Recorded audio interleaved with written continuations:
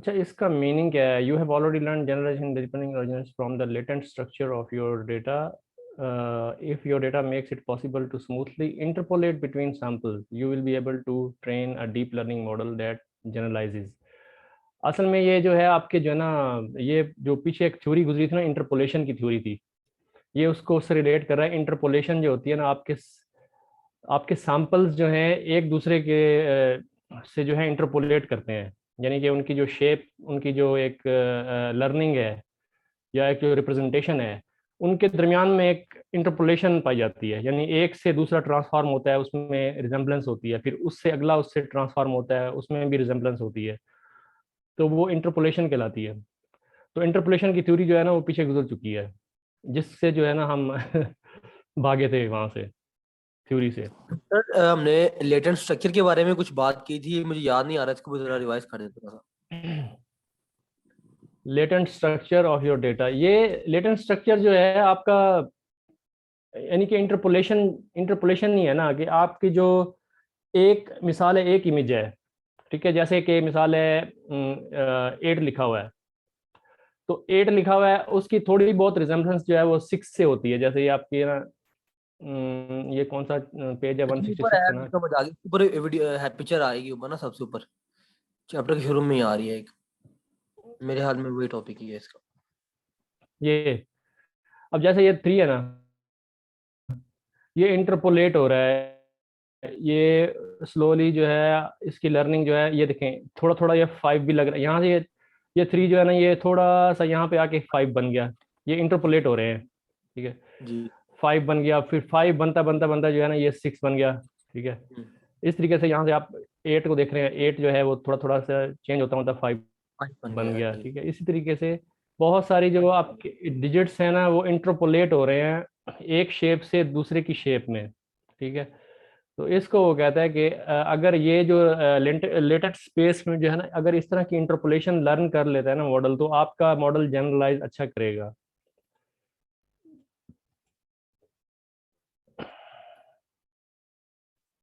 166 जी।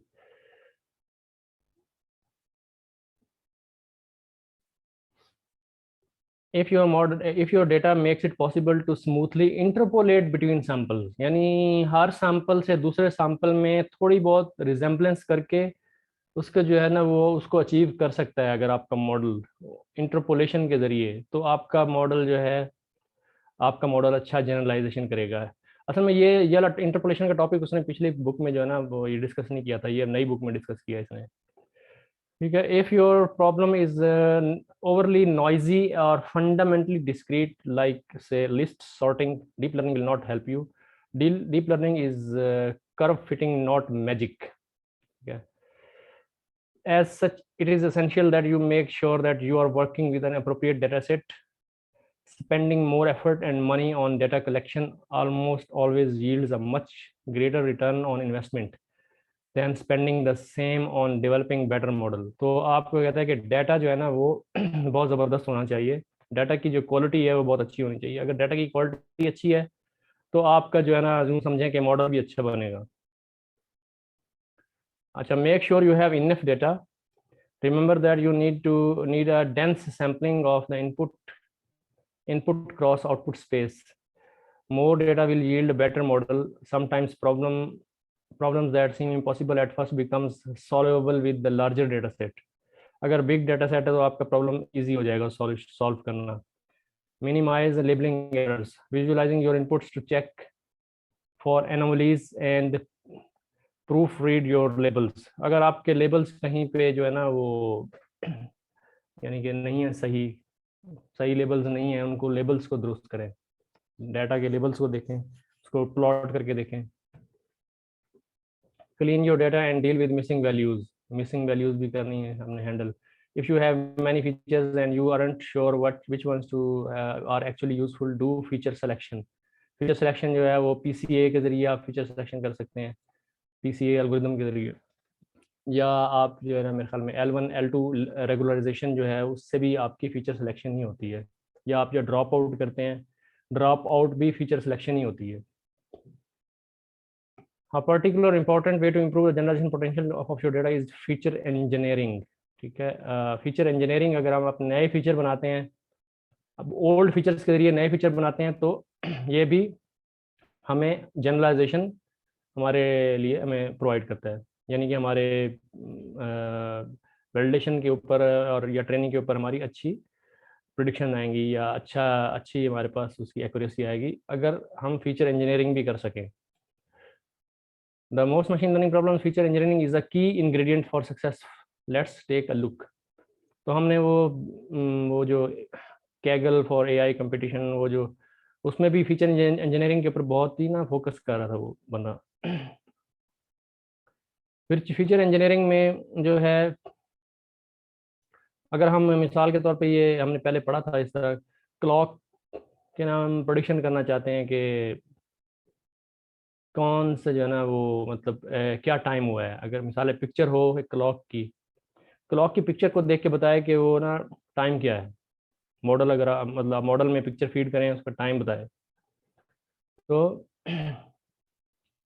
हम इसको ये देखें कि कैसे उसने feature engineering the process of using your own knowledge about the data and output the about the machine learning algorithm at hand, in this case a neural network, to make the algorithm work better, to apply hard coded transformations to data before it goes to the model. तो आप क्या करेंगे, आप अपने खुद से, ठीक है, हार्ड कोडेड यानी खुद से कुछ फार्मूला लगा के 2 या 3 कॉलम को मिक्स करके आप एक नया कॉलम बनाएंगे, या नए कॉलम 1 या 2 या 3 जितने भी आप कॉलम नए बनाएंगे वो खुद से बनाएंगे, कोई मैथमेटिकल इक्वेशन लगा के या कुछ ट्रांसफॉर्मेशन करके वो आप नए फीचर्स ऐड करेंगे। In many cases it isn't reasonable to expect a machine learning model to be able to learn from completely arbitrary data. The data needs to be presented to the model in a way that will make the model jobs easier. मतलब आपने कोई ऐसा data नहीं डालना जो कि ना भाई उसके लिए यूजफुल ना हो। यूजफुल डाटा वही होगा जो किसी ना किसी मैथमेटिकल इक्वेशन के जरिए आप नया कॉलम बनाएंगे, ठीक है। अब हम इस एग्जांपल को देखते हैं। ये एक एग्जांपल है, इसमें आपके पास रॉ डेटा आपकी पिक्चर्स की सूरत में ये दिया हुआ है। आपके पास पिक्सल की यानी पिक्चर की सूरत में आपके पास क्लॉक के मतलब ये हैं मिनट आर्म और आवर आर्म जो है आपके पास ये इस तरह। तो इसमें जो है, if you choose to use the raw pixel of the image as input data, you have a difficult machine learning problem on your hand. अगर हम सिर्फ ये एज्यूम कर लें कि भाई हम सिर्फ जो है ना इसके pixel based on the pixel learning करें, यानी कि ये सुई के पिक्सल और छोटी सुई के पिक्सल और इस तरह हर पिक्सल को वो लर्न करे, तो ये बहुत डिफिकल्ट प्रॉब्लम हो जाएगा डीप लर्निंग के लिए। लेकिन अगर हम क्या करेंगे, you will need a convolution neural network to solve it, and you will have to extend the quite a bit computational resources to train the network. तो आपके पास जो है मतलब मशीन लर्निंग से ये प्रॉब्लम बहुत डिफिकल्ट हो जाएगा। अगर आप इसके इमेज के पिक्सल्स को रीड करें, मशीन लर्निंग बहुत डिफिकल्ट कर देगी इसको, क्योंकि इसकी जो फीचर एक्सट्रैक्शन है वो मशीन लर्निंग में बहुत मुश्किल होती है। जैसे कि मिसाल के तौर पे सपोर्ट वेक्टर मशीन है, या दूसरे मशीन लर्निंग एल्गोरिदम्स हैं, या नाइव बेस है, या दूसरे हैं, तो उनके ज़रिए ये बहुत मुश्किल प्रॉब्लम हो जाएगा। तो हमें क्या करना पड़ेगा, कॉन्वोल्यूशन यूज़ करनी पड़ेगी। and you have to expand the quite a bit of computational resources to train the network. आपको मतलब heavy resource चाहिए, for example GPU या इस तरह की चीज़ें। But if you already understand the problem at hand, at a high level, you understand how humans read the time on a clock face, you can come up with a much better input features, ठीक है। अच्छा, इसमें जो है हम देखेंगे अभी आगे इसके बेटर फीचर्स कैसे बनाता है वो आपके ना एंगल, मतलब एंगल डिफाइन करेगा कि ये इस एंगल पे क्या टाइम होता है, अगर इसके दरमियान में इतना एंगल हो इस पे क्या टाइम होता है, इनमें इसकी पोजीशन यहाँ हो और एंगल इतना हो तो क्या टाइम होता है। तो उस तरीके से आपके ये फीचर बनाएगा। तो पिक्सल के ज़रिए जो है, आप अगर पिक्सल के ज़रिए इसको सॉल्व करना शुरू करें मशीन लर्निंग से तो बहुत मुश्किल हो जाएगा। थोड़े से बेटर फीचर जो हैं वो क्या होंगे, यानी कि x1 is equal to 0.7, y1 is equal to 0.7, जैसे कि यहाँ पे है ये डेटा, अगर आपके पास ऐसे कोऑर्डिनेट हों। जी सर ये x1 और y1 है, जो ये हमारे पास जो इसमें सुइयां आ रही हैं, ये उसको डिफाइन कर रहे हैं।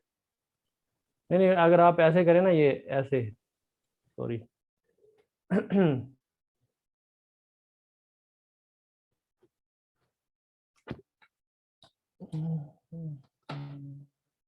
एक मिनट।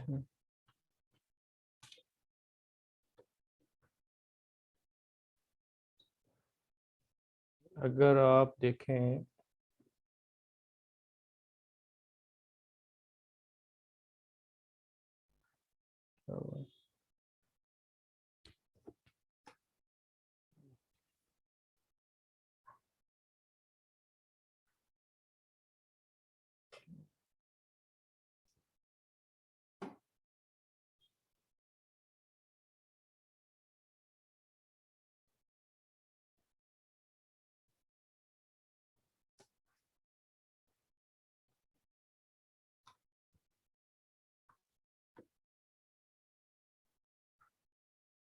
अच्छा, यहाँ पे आपका ऐसे हो ना, ये कोऑर्डिनेट सिस्टम इस तरीके से, ठीक है। तो अगर ये x1 मिसाल है, ये आपका 0.7 हो, y1 0.7 हो, इस तरीके से, तो आपका जो है ये क्या टाइम, मतलब उस पर क्या टाइम होगा, क्लॉक, एक मिनट, x1 0.7, y1 0.7 और x2 0.5, y, अच्छा, क्लॉक हैंड, ये क्लॉक हैंड कोऑर्डिनेट हैं ये वाले, अच्छा सही, एक मिनट, ये बिल्कुल ठीक है। तो ये जो है आपके दो कोऑर्डिनेट्स, चार कोऑर्डिनेट्स बनेंगे ना, आपके इस पॉइंट के कोऑर्डिनेट्स 0.7 और 0.7, ठीक है। ये यहाँ पे आपके बनेंगे इस वाले, यानी कि ऐसे ऐसे ही है ना, ऐसे आपके एक ये वाली है ये मिनट आर्म जो है, मिनट आर्म के जो है आपके पास 0.7 थी, और जो आवर आर्म है तो यहाँ है, तो ये आपका x जो है 0.5 और y जो है वो 0, तो ये इस तरीके से, तो ये आपके इस तरह के ये फीचर्स बन गए, सही। तो उस पर आप बता सकते हैं कि अगर ये वाला हो कोऑर्डिनेट्स तो क्या टाइम होगा उस वक्त। अब मिसाल है यहाँ पे 3 बजकर कितने 7 मिनट हुए हैं, तो आप इसको लेबल कर देंगे जी, जब x1 और y1, ठीक है, ये आपके फीचर्स हो गए, और x2 y2, ठीक है, और यहाँ पे टाइम, ठीक है, टाइम क्या होगा, तो आप यहाँ पे लिख देंगे x1 जो है वो 0.7, y1 0.7, x2 कितना है 0.5 और y2 कितना है 0.0। टाइम क्या है जी, 3 बजकर 7 मिनट, ठीक है। इस तरीके से आप हर एक के लिए सारे कोऑर्डिनेट्स निकाल लेंगे उसके, हर एक मिनट के लिए, ठीक है।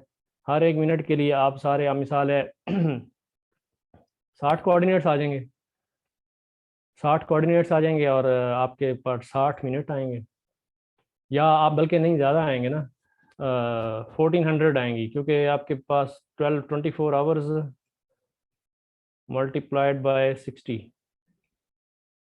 ये कितना बनेगा, ये आपके पास सारा डेटा आ जाएगा। उस ये आपके पास जब डेटा आ गया तो आप उससे अपने मॉडल के ऊपर ट्रेन करा लें, मशीन लर्निंग पे। 1440 मिनट बन जी जाएगा, 14। हाँ, मैंने कहा एक दिन चौदह सौ में चालीस 1440, जी जी, तो 1440 मिनट बनेंगे, और आपके पास कोऑर्डिनेट, सेट ऑफ कोऑर्डिनेट्स भी आएंगे ना, 1440 आएंगे, डिफरेंट आएंगे ये सारे। तो जब आपके पास डाटा आ गया तो आप उसको ट्रेन करा लें और उसके ऊपर प्रेडिक्शन करा लें बाद में, ठीक है। तो दूसरा तरीका जो है उसका ये है, दूसरा तरीका ये है कि ये जो है आपकी, ये कितने एंगल पे है इस वक्त, ठीक है, ये मिसाल है 45 θ1, और θ2 जो है ना, वो θ1 जो है वो 45, और θ2 जो है ना आपका छोटी सुई का θ2 है, तो वो एक्स एक्सिस के ऊपर पड़ा हुआ है इधर, तो वो 0 है।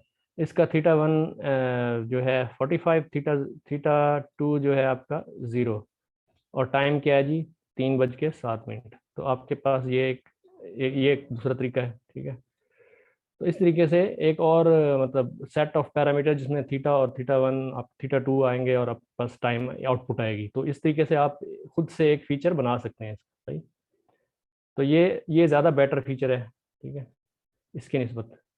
और ये तो बिल्कुल ही थका हुआ फीचर है, क्योंकि ये पिक्सल के ऊपर काम करेगा, और पिक्सल के ऊपर काम करना, हाँ डीप लर्निंग इसको कर लेगी, ठीक है, लेकिन ये ज़्यादा बेटर है। यानी कि आपका जो कंप्यूटर विजन के ज़रिए आप कर सकते हैं इसको, ठीक है, पिक्चर देख के, पिक्चर हो आपके पास, आप लेबल्ड हो कि ये कितना टाइम है, ये कितना टाइम है।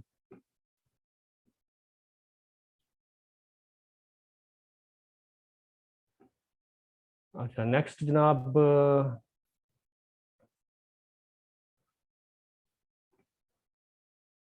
ये सारी चीज़ें आपको इसी में लिखी है, जो हमने कर ली हैं यही। तो before deep learning, feature engineering used to be the most important part of the machine learning workflow. असल में जो फीचर डीप लर्निंग जो है ना, वो फीचर एक्सट्रैक्शन खुद कर लेती है, ठीक है। इसकी खासियत ये है कि deep learning feature extraction layer by layer, जो है आप जितनी लेयर्स लगाएंगे उसके अंदर ये फीचर एक्सट्रैक्शन करती चली जाती है, ठीक है। इसी को कहती हैं लेटेंट लेटेंट लर्निंग, या लेटेंट स्पेस में जो लर्निंग होती है, वो आपकी हर लेयर के ऊपर डिफरेंट किस्म की लर्निंग हो जाती है, ठीक है। और हर लेयर पे यही काम हो रहा होता है, जो हम ऊपर देख रहे थे, ये वाला काम, ये काम हो रहा होता है हर लेयर के ऊपर, इस तरह की लर्निंग हो रही होती है, ठीक है।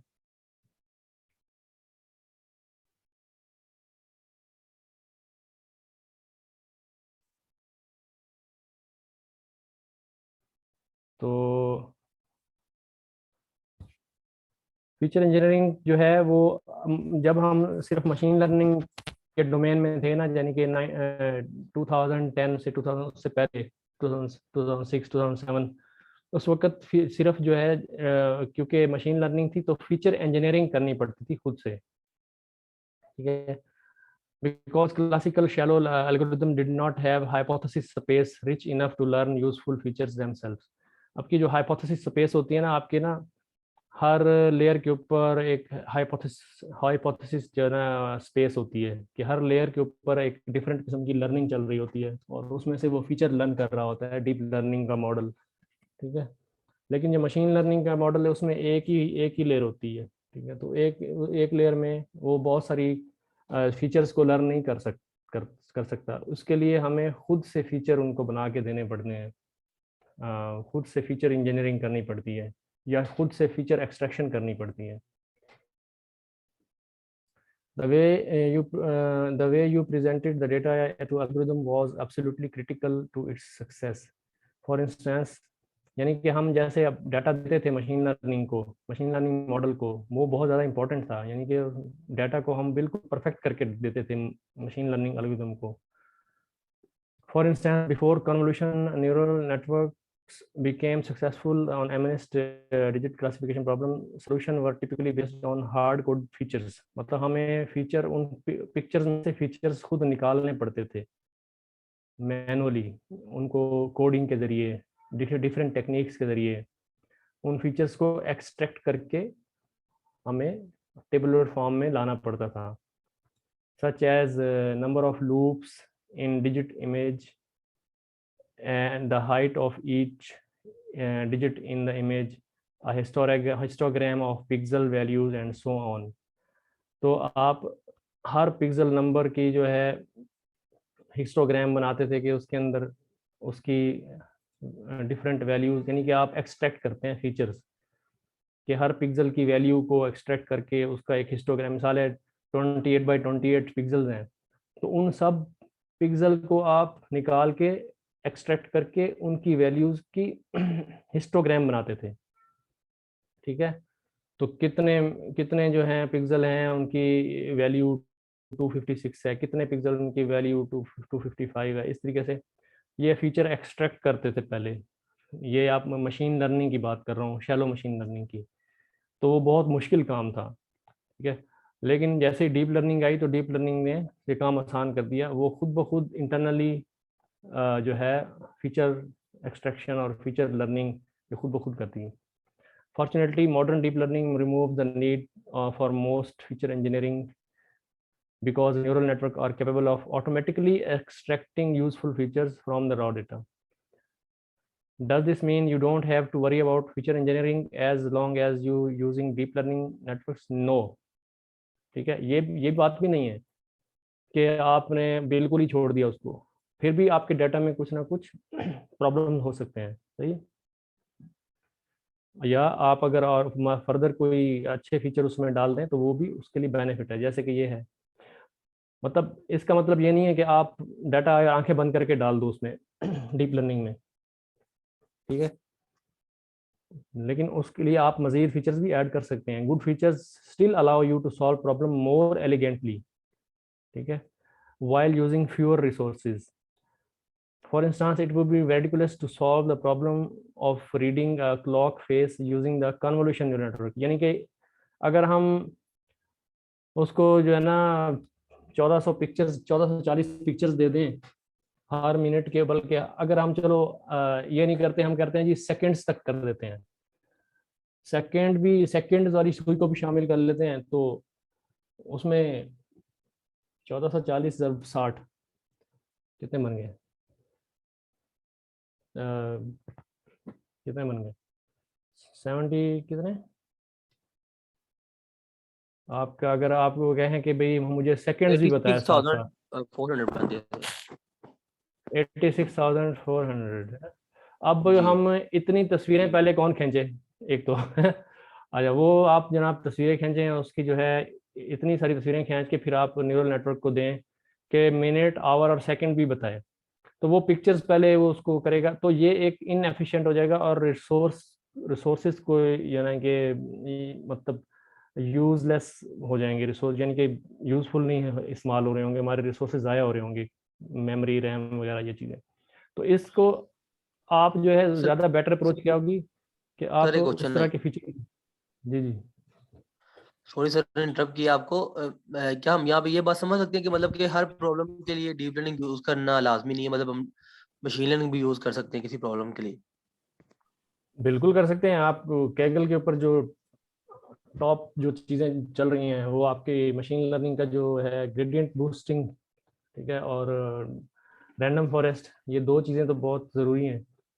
और ठीक। इसके अलावा ये आपके डीप लर्निंग का ये मतलब ज़्यादातर आपके जो सारे के सारे कंप्यूटर विजन के प्रॉब्लम है वो तो सारे के सारे आप डीप लर्निंग से करेंगे। और टाइम सीरीज एनालिसिस है, उसके अंदर जो है आपका ये RNN ये चीज़ें, क्योंकि ये भी डीप लर्निंग में आ जाते हैं। और बाज बाज टाइम सीरीज के प्रॉब्लम ऐसे होते हैं जो कि डीप लर्निंग सॉल्व कर सकती है सही तरीके से। मिसाल के तौर पे अगर आपका टाइम सीरीज के अंदर मिसिंग डाटा हो तो आप डीप लर्निंग को नहीं यूज़ कर सकते। उसके लिए आप दूसरे स्टैटिस्टिकल मेथड्स होते हैं, उनको यूज़ करते हुए आप उनकी ज़्यादा अच्छे तरीके से कर सकते हैं। तो ये डिपेंड करता है। तो RNN के टाइप जो है, RNN जो आपका है रिकरेंट न्यूरल नेटवर्क, और इस तरह ये चीज़ें इफेक्ट तब होती हैं जब आपका डेटा में ना कोई भी मिसिंग चीज़, एक भी मिसिंग वैल्यू ना हो, क्योंकि ये टाइम टाइम डिपेंडेंट है, तो इसमें एक भी मिसिंग वैल्यू नहीं होनी चाहिए, ठीक है। जो मिसिंग वैल्यू वाला जो होगा ना टाइम सीरीज का, उसमें आपके स्टैटिस्टिकल एल्गोरिदम्स हैं या मतलब दूसरे किस्म के वो बेटर यूज मतलब हो सकते हैं। मैं कुछ कमेंट्री करना चाहता हूँ। जी बताएं सर, बताएं। मेरा अपना ख्याल ये है कि ये हाइपोथेटिकल इसने एग्जांपल जरूर दी है, मगर रियल वर्ल्ड में शायद ही ऐसा कोई डाटा आता हो। कैसा ये सर? एप्लीकेशन के लिए तो हो सकता है, मगर रियल वर्ल्ड में शायद ही कोई इस तरह का डाटा हो कि आपने इतने ज्यादा फीचर्स, अगर हमने फीचर फॉर एग्जांपल खुद भी अगर आपने उसको उसके फीचर्स को रोटेट करना है कि ये इसका ये टाइम है, इसका ये टाइम है, ये एंगल मेजर करने, या उसका एक छोटा सा सॉफ्टवेयर लेके उससे आप उसका वो करेंगे, तो ये रियल वर्ल्ड में इस तरह का प्रॉब्लम एग्जिस्ट करता नहीं होगा। इसमें कोई हाइपोथेटिकल एक नहीं एग्जांपल दिए ये उसने सिर्फ एक एग्जाम्पल कोट की है, ये हाँ, मतलब एक ये एक एक्सट्रीम केस है कि दिस जी जी, मतलब वो कह रहे हैं कि अगर आप इसी प्रॉब्लम को अगर आप पिक्चर ले लेके करना शुरू कर दें तो वो एक हाँ, इनएफिशिएंट वे हो जाएगा। इसकी बजाय आप सिर्फ वो एंगल वाली अप्रोच बना लें मगर वो या एंगल वो निकालना भी कोऑर्डिनेट। तो उतना ही मुश्किल होगा। अगर आपके पास 10,000 इमेजेस हैं तो उसके एंगल निकाल लें या इस तरह की चीजें, या तो उसका आप एक सॉफ्टवेयर लिखेंगे और उस सॉफ्टवेयर के अंदर भी वो जो घड़ी आप उसको पिक्चर में देंगे उसको बिल्कुल आपने क्रॉप करके उतनी क्लॉक की पिक्चर तक की देंगे। ये एक खासा मेरे ख्याल में एक एक आई थिंक इम्प्रैक्टिकल किस्म का ये एक इसने एग्जांपल दी है। मैंने यानी कहीं नहीं नहीं देखी सर, एग्जांपल। मैं आपको बताता हूँ, ये करना, ये वाला काम करना मुश्किल नहीं, ये वाला ये वाला नहीं सॉरी, ये वाला, क्योंकि मैं फर्ज किया हाँ, यहाँ पे कन्वोल्यूशन एंगल से जो है ठीक ना, है। चाहे नहीं ये वाला डाटा तैयार करना भी मुश्किल नहीं है, क्योंकि यहाँ पे ना मिसाल के तौर पे नहीं, आपके अगर दस पास हजार ये इमेजेस हैं तो आपने बंदे बैठाने होंगे, उसको 4 दिन लगेंगे नहीं वो नहीं, इमेजेस को छोड़े, इमेजेस की बात नहीं कर हाँ, रहा आपको। हाँ, ये वाला डाटा प्रिपेयर करने में टाइम नहीं लगेगा, क्योंकि ये आपका जो है ना वो आपका सर्कुलर कोऑर्डिनेट सिस्टम है और उसमें आप जो है ना एंगल आराम से डिफाइन कर सकते हैं। ठीक है उसमें ये है भाई। ना कि मल्टीपल किस्म की क्लॉक्स होंगी डाटा के अंदर, किसी में दीवार के साथ लगी होगी, किसी में कुछ होगा, इस तरह की होगी। ये सीधी सीधी इस तरह की क्लॉक नहीं होगी जिस तरह इसने ये शो की हुई है। नहीं नहीं, वैसे हाँ, जेनेरिकली जो है ना आपका डाटा, जो क्लॉक क्लॉक जो है वो सर्कल में ही है ना सर। हाँ, तो वो सर्कल सर्कल की बात हो रही है ना कि इस वक्त मिसाल 9 बजे हैं, अब 9 बजे के मतलब है कि जी, यहाँ पे ये 90 डिग्री पे है, ये 0 डिग्री पे है। वो तो मैं सारी ठीक है चीज समझ गया हूँ, मगर मैं ये कह रहा हूँ कि जी रियल में इस तरह का शायद ही इस तरह नहीं वो डेटा जो है रिक्वायर्ड हो कभी। वो असल में कह रहे हैं कि देखें पहले जो है ना केस, उसमें कन्वोल्यूशन न्यूरल नेटवर्क इस्तेमाल होगा जो हाईली पावर कंज्यूमिंग है। आप जो प्री ट्रेनिंग कर रहे हैं उसमें इमेजेस दे रहे हैं, दूसरी के अंदर आप वैल्यूज दे रहे हैं। वैल्यूज वाला जो सिस्टम है वो बहुत लाइट है, वो एक आम कंप्यूटर पे भी हो जाएगा, तो ये ज्यादा जी आसान जी है। जी। हाँ, वैल्यूज की भी 500, 600, 1000, 1200 क्लॉक्स की आपने ये सारे एंगल्स निकाल के उसको डाटा नहीं वो बनाना तो है ना। फार्मूला है, वो तो सिर्फ फार्मूला है ना। यानी कि अब आप वो तो उसको आप फार्मूले उसको के तहत इनपुट है। क्या करेंगे, आप उसे इनपुट एंगल्स करेंगे जब टेस्ट करना होगा ना, या जब वहां जाएगा फील्ड में, तो आप उसको एंगल्स देंगे, ये एंगल है, ये एंगल है, तो वो आपको देखिए, जवाब रियल निकालेगा। वर्ल्ड में आपने अगर प्रिडिक्शन करनी है तो आप उसको क्लॉक दिखाएंगे, नहीं ठीक वो है, फिर उसके लिए दिखाएंगे। कन्वोल्यूशन वाला तैयार होना चाहिए। जब कन्वोल्यूशन वाला तैयार नहीं किया तो क्लॉक नहीं दिखाएंगे, उसको फिर तो एंगल देंगे। ये प्रैक्टिकल नहीं है दूसरे लफ्जों में। हाँ जी बिल्कुल ऐसे ही है, लेकिन वो कोई भी ऐसा मुस्लिम वो ये तो नहीं कहेगा यार अगर क्लॉक की ये इतने एंगल और इतने एंगल तो कितना टाइम होगा, इस तरह का तो कोई प्रॉब्लम। ये हाँ हाइपोथेटिकल तो हो सकता है मगर रियल वर्ल्ड में ये शायद आई डोंट थिंक कि कंसीवेबल है थोड़ा सा। बस उसने एक वो तो एग्जांपल। सर सिर्फ एक को ना वो एक एग्जांपल दे रहा है कि जरा सिंपलर हाँ, उसमें ना, कि भाई थोड़ा समझाने के लिए ना, एग्जैक्टली। तो इसलिए जी जी। तो वैसे इसका कोई वो प्रैक्टिकल प्रैक्टिकल कोई इम्प्लीमेंटेशन उसकी नहीं। इम्प्लीमेंटेशन है नहीं। नहीं नहीं, उसकी कोई वो कोई नहीं है ऐसा। क्योंकि वो बच्चे लेकिन भी परेशान हो रहे हैं, लेकिन ये लेकिन कमेंट्स वगैरह लेकिन में देख रहा हूँ। नहीं नहीं, लेकिन मैं आपको बताता हूँ, हम हम्म, मतलब आप अगर इस प्रॉब्लम पे काम करना चाहें तो इजीली कर सकते हैं, इजीली कर सकते हैं, क्योंकि आप जो है मतलब एंगल्स और वो मतलब बना सकते हैं, फार्मूला के तहत भी बना सकते हैं। सर अगला मतलब प्रोजेक्ट वो इसी पे कर लेते हैं।